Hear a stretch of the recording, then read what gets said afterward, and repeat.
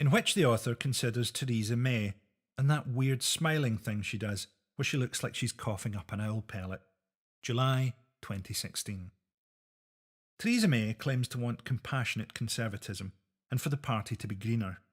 So fingers crossed her next Go Home Immigrants poster vans are all going to be hybrids. It's great for girls to see a female leader, say people who live under the longest reigning female monarch and an equal pay structure worse than Namibia. May is currently meeting a few world leaders so that they can get to know the real women behind their citizens' cavity searches and illegal detentions. It does feel a bit awkward turning up in France right now wanting to talk about Brexit, like we're a neighbour rocking up at a funeral asking if we can have our Tupperware back. Angela Merkel was quick to pay her respects. May is very popular in Germany, where she's a character from a childhood cautionary tale about not cutting your nails. Of course, it's lazy sexism to compare May to Merkel, Thatcher, or to any female leader. We should instead compare her to people with similar qualities, like Judge Dredd, or a sort of crocodile man that once ate me in a nightmare.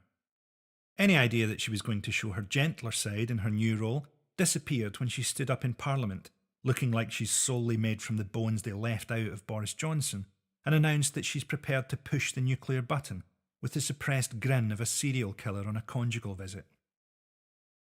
The Tories are currently brainstorming how to cherry-pick the absolute worst parts of EU membership while jettisoning all the stuff about human rights and environmental standards.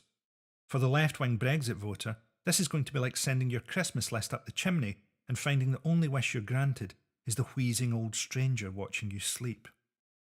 And let's pause for a moment to imagine how badly Johnson, Davis and Fox are going to play with Europe's technocratic negotiators.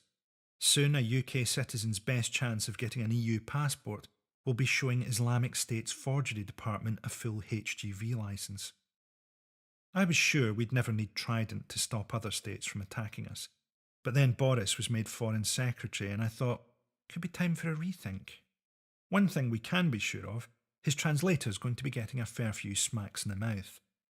It's easy to underestimate his achievements. Without Boris, I doubt there'd be that "do not consume while pregnant" warning on bottles of Pimm's. He's undeniably a product of the public school system, the sort of kid whose parents' evenings consisted of apologetic appearances by the butler. And it might be just as well. If he'd gone to a comprehensive, he'd have been wedgied cleaning too.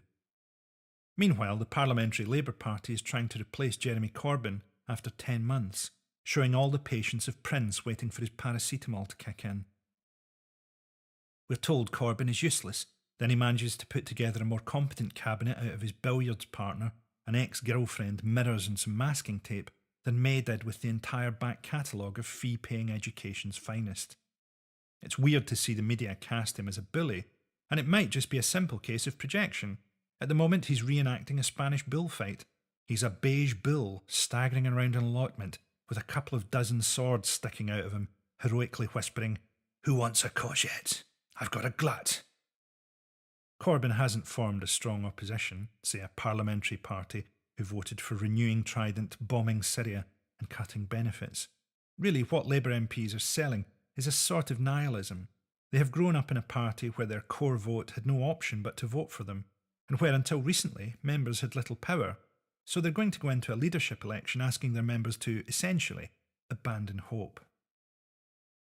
The only time most Labour MPs are going to try and inspire the working class these days is if they need a new kitchen fitted for a short-notice dinner party.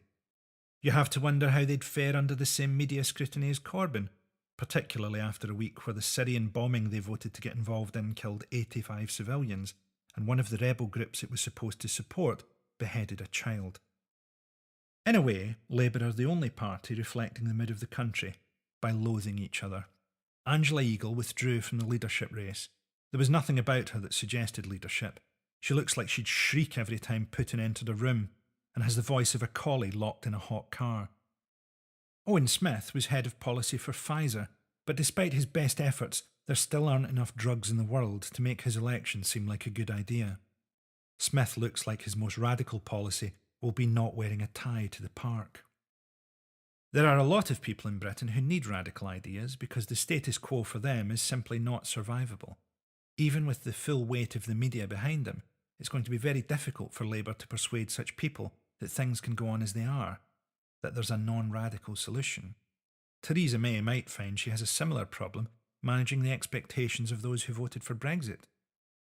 What we can be sure of is that all this is going to demand a lot of distraction and scapegoating, and personally speaking, I can't wait to see which religion, race, class, country, gender, sexuality, human right, or raft of drowning children our political class decides to blame next.